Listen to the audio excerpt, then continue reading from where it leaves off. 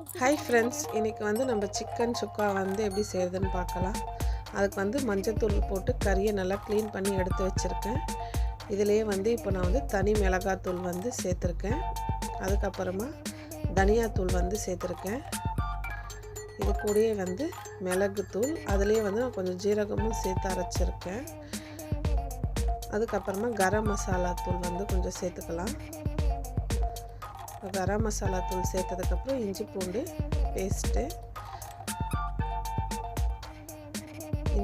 Paste சேர்த்ததுக்கப்புறம் இதில் நம்ம ஒரு 2 ஸ்பூன் அளவுக்கு நான் தயிர் சேர்த்துக்கிறேன்.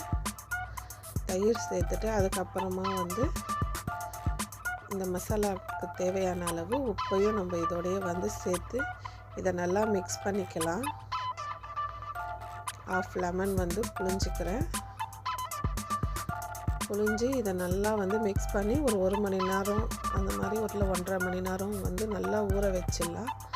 ஊற வச்சு செஞ்சால் தான் இந்த கறி நல்லா சாஃப்டாகிடும், நல்லா டேஸ்ட்டும் சூப்பராக இருக்கும். இப்போ பாருங்கள், நான் நல்லா கலந்து வச்சுட்டேன். இதை நான் ஒரு 1.5 மணி நேரத்துக்கு ஃப்ரிட்ஜில் எடுத்து வச்சுருந்தேன். இப்போ இதை நம்ம செய்ய ஆரம்பிக்கலாம். கடாய் வச்சு எண்ணெய் ஊற்றியிருக்கேன்.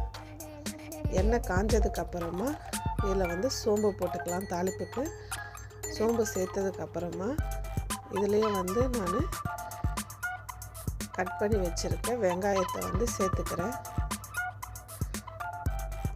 வெங்காயம் சேர்த்து இதை நல்லா வதக்கிக்கலாம்.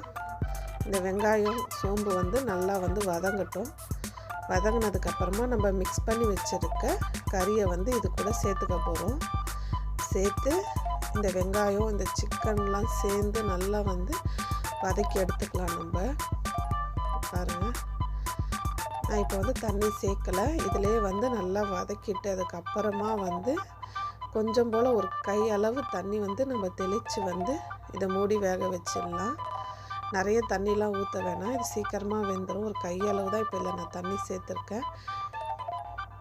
இதையே மூடி வச்சு திறந்து கலந்து கொடுத்து கொஞ்சம் நேரம் மூடி வச்சு வேக வைக்கலாம். பாருங்கள், இதை நல்லா கலந்து விட்டுட்டு கொஞ்ச நேரம் நான் இதை மூடி வைக்க போகிறேன். இப்போ மூடி வச்சு ஓப்பன் பண்ணியாச்சு. ஓரளவுக்கு நல்லா சூப்பராக வந்துருச்சு.